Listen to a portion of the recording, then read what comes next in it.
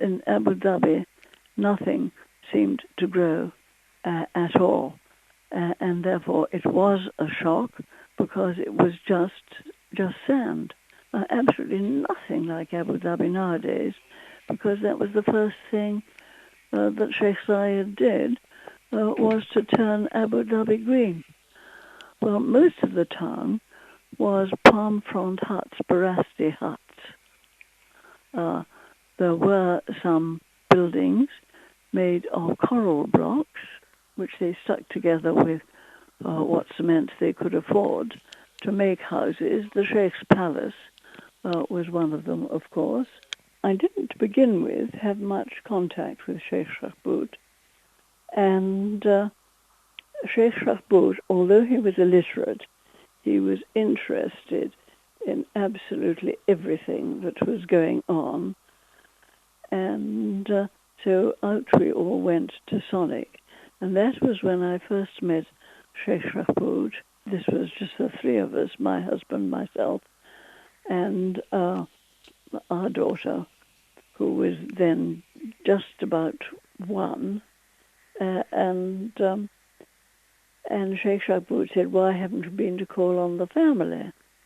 Well, my husband thought that I would just call on the family when there was an Eid, and there hadn't been an Eid. So anyway, off I went and visited them.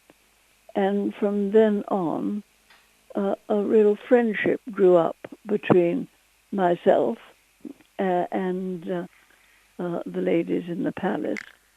And it was Christmas 1957, and we had invited the head of the Truchelot Man Scouts, the head of another oil company, and I think we had 11 people staying in the house, including Mrs. Thayer. So she was taken to visit Sheikh Shahbout, and she looked at this barren land, all round, just sand all round between us and the fort, and she said to she had no tact. She said to Sheikh Shahbout, "What do you do with yourself all day?" And I don't know how my husband's translator managed to translate that tactfully, but he did. Sheikh Shahbout realized that the question had probably been watered down a bit, so he just looked at her and gave a twinkle and said, I look after my own affairs. And then she insisted on riding a camel, and so she went on a camel ride around the palace.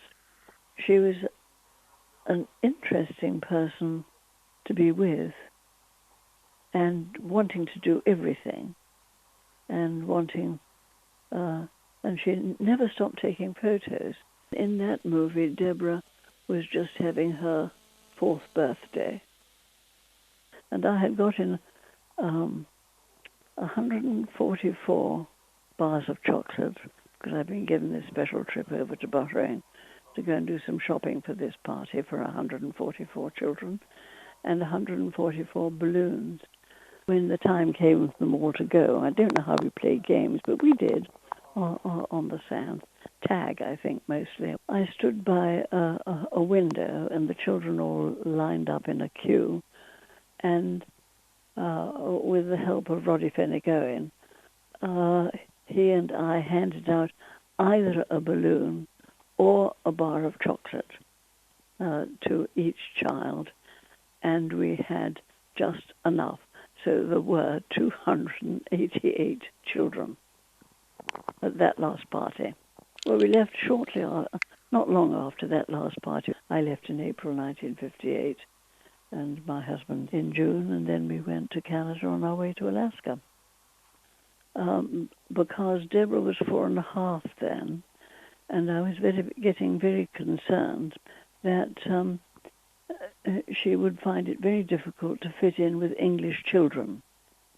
I was very sad to say goodbye to all the people I got to know so well, Sheikh Shahbout's wife and daughters, Sheikh Salama, and I could talk to the men and the women, and my husband could only talk to the men, get a purely male point of view.